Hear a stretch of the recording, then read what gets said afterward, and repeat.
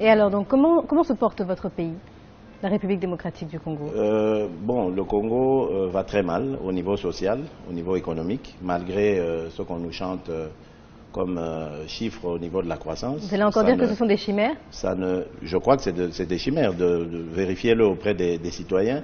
Vous verrez que le panel de la ménagère ne s'est pas du tout rempli avec la croissance à 2 chiffres. Oui.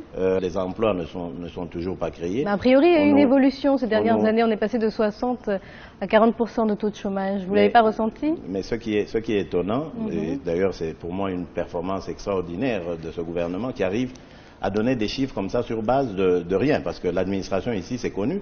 Allez dans nos communes, allez dans nos villes, vous verrez qu'il n'y a pas de fichier d'état civil qui soit tenu. Sur quelle base calcule-t-on ce taux de chômage? Combien d'abord il y a de demandeurs d'emploi?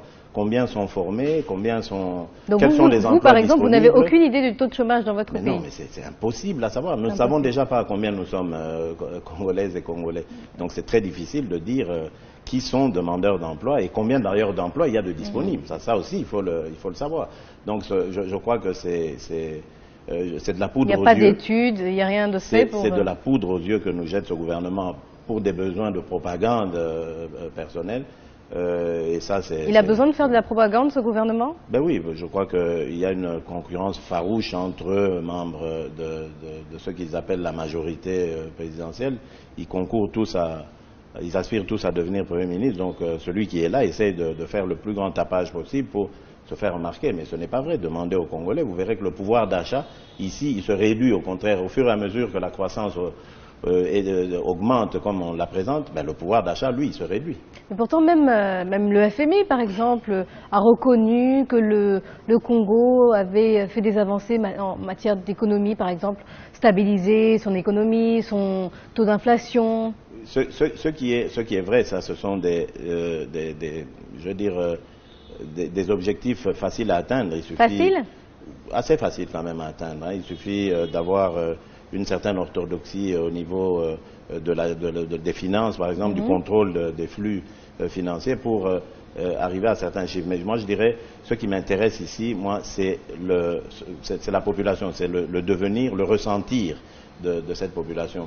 Et tous les jours, nous sommes en contact avec eux. Le mécontentement s'accroît. Moi, je viens d'effectuer, en quelques mois en tout cas, je viens de parcourir 5 provinces de ce pays et je peux vous dire que le rejet vis-à-vis de ce régime et ce gouvernement est total. Rejet total, vous dites? Je n'ai trouvé aucun endroit où il y avait du soutien à ce régime. Vous n'avez peut-être pas cherché non plus d'endroit où ce gouvernement... oui, s'il faut chercher, ça veut dire que c'est que ce gouvernement est vraiment rejeté. Alors, ce que je dis, parce que ce qui saute aux yeux directement, c'est le rejet. Donc, mais n'êtes-vous pas de votre rôle d'opposant, justement, en disant ça? Je comprends bien que les gens puissent penser cela, mais c'est une occasion que vous avez aujourd'hui de vous trouver dans la capitale de la République démocratique du Congo, baladez votre micro et vous aurez la réponse, en tout cas, sur ce que je dis. Vous aurez la même chose que ce que je suis en train de vous dire ici. Question suivante, s'il vous plaît.